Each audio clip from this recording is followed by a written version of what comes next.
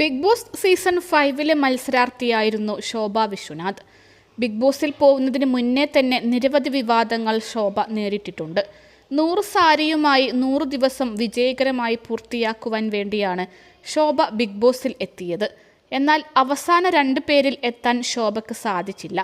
ജീവിതത്തിലെ വേദനിപ്പിക്കുന്ന അനുഭവങ്ങളെക്കുറിച്ചും ഉയർച്ച താഴ്ചകളെക്കുറിച്ചും മൈൽസ്റ്റോൺ മേക്കേഴ്സ് ചാനലിലൂടെ ശോഭ വിശ്വനാഥ് സംസാരിക്കുന്നു. ബിഗ് ബോസ് സീസൺ 4 എന്നെ വിളിച്ചിരുന്നു. പക്ഷെ അതിനു മുന്നേ ആദ്യ സീസൺ കണ്ടപ്പോൾ മുതൽ എനിക്ക് ബിഗ് ബോസിൽ എത്തണമെന്ന് ആഗ്രഹമുണ്ടായിരുന്നു. ഗ്രാൻഡ് ഫിനാലെയിൽ ലാലേട്ടൻ കൈപിടിച്ച് പൊക്കുന്നത് കണ്ട സമയത്ത് അത് വല്ലാതെ എൻ്റെ മനസ്സിൽ നിറഞ്ഞു നിന്നു. അതൊരു സ്വപ്നമായി എപ്പോഴും എൻ്റെ മനസ്സിൽ ഉണ്ടായിരുന്നു. ആ സ്വപ്നത്തിൻ്റെ ബാക്കിയായിട്ടാണ് ബിഗ് ബോസിൽ നിന്ന് വിളിച്ചത്. ശോഭയുടെ ജീവിതകഥ എല്ലാവർക്കും അറിയുന്നതാണ്. ജീവിതത്തിൽ സംഭവിച്ച പ്രതിസന്ധികളിൽ നിന്ന് ഉയർത്തെഴുന്നേറ്റ ശോഭ ഇന്ന് മികച്ചൊരു ബിസിനസ് വുമൺ തന്നെയാണ്. വിവാഹവും വിവാഹ ജീവിതത്തിലെ പാകപ്പിഴകളുമെല്ലാം ബിഗ് ബോസിൽ വെച്ച് ശോഭ തുറന്നു പറഞ്ഞിരുന്നു.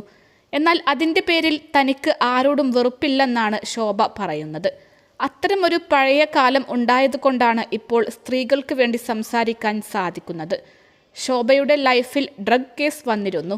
പക്ഷെ അത് തെറ്റാണെന്ന് തെളിയിക്കപ്പെടുകയും ചെയ്തു. വിവാഹത്തിൽ സംഭവിച്ച പ്രശ്നങ്ങൾ ആളുകൾ അറിഞ്ഞിട്ട് അതുപോലെ അവരുടെ ജീവിതത്തിൽ സംഭവിക്കാതിരിക്കാൻ വേണ്ട കാര്യങ്ങൾ എടുക്കാൻ തുടങ്ങി. എൻ്റെ ജീവിതകഥ ആളുകളിലേക്ക് ഇത്രയും വേഗത്തിൽ എത്തി എന്നതാണ് വലിയ കാര്യം. എൻ്റെ ജീവിതത്തിലെ കൈപ്പേറിയ അനുഭവങ്ങൾ തുറന്നു പറയാൻ സാധിക്കുന്നത് എനിക്ക് അതെല്ലാം സംഭവിച്ചത് കൊണ്ടാണ്. എൻ്റെ ലൈഫിൽ ഒരേയൊരു തീരുമാനം മാത്രമാണ് ഫാമിലിക്ക് വിട്ടുകൊടുത്തത്. അതായിരുന്നു വിവാഹം. പക്ഷേ അതെല്ലാം ഇങ്ങനെ സംഭവിച്ചു. അതിൽ കൂടുതൽ ഒന്നും ഇനി ചെയ്യാനോ പറയാനോ സാധിക്കില്ല. ഞാൻ പലപ്പോഴും ബാത്റൂമിലാണ് കിടന്നുറങ്ങിയത്.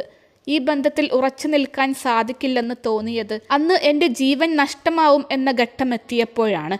അന്ന് ആദ്യം സഹോദരനെ വിളിച്ചു, പിന്നീടാണ് പോലീസിനെ വിളിക്കുന്നത്.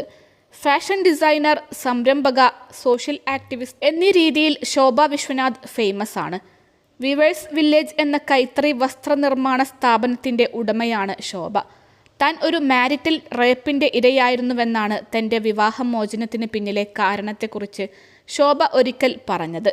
മദ്യത്തിന് അടിമയായിരുന്നു തൻ്റെ ഭർത്താവെന്നും മദ്യപിച്ചെത്തി തന്നെ സ്ഥിരമായി ലൈംഗികമായി ഉപദ്രവിക്കുമായിരുന്നുവെന്നും ശോഭ വെളിപ്പെടുത്തിയിരുന്നു. അത്രയും ഭീകരമായ വിവാഹ ജീവിതം നേരിട്ട ശോഭ ഒടുവിൽ ഡിവോഴ്സിലൂടെ രക്ഷപ്പെട്ടു. പക്ഷെ എന്നിട്ടും ശോഭയ്ക്ക് നേരെയുള്ള പ്രശ്നങ്ങൾ അവസാനിച്ചില്ല. 2021 തിരുവനന്തപുരത്തെ ശോഭയുടെ വീവേഴ്സ് വില്ലേജിൽ നിന്നും 400 ഗ്രാം കഞ്ചാവ് പിടികൂടി. അതിനെ തുടർന്ന് ശോഭയെ നാർക്കോട്ടിക് കൺട്രോൾ ബ്യൂറോ അറസ്റ്റ് ചെയ്തു. ഇത് വലിയ വാർത്തയായി മാറി. ഈ വാർത്ത പ്രചരിച്ചതോടെ ശോഭയുടെ ബിസിനസ്സിനെ അത് സാരമായി ബാധിച്ചു. പക്ഷെ താൻ നിരപരാധിയാണെന്ന് തെളിയുന്നവരെ ശോഭ പോരാടി. ഒടുവിൽ ശോഭ നിരപരാധിയാണെന്ന് തെളിഞ്ഞു.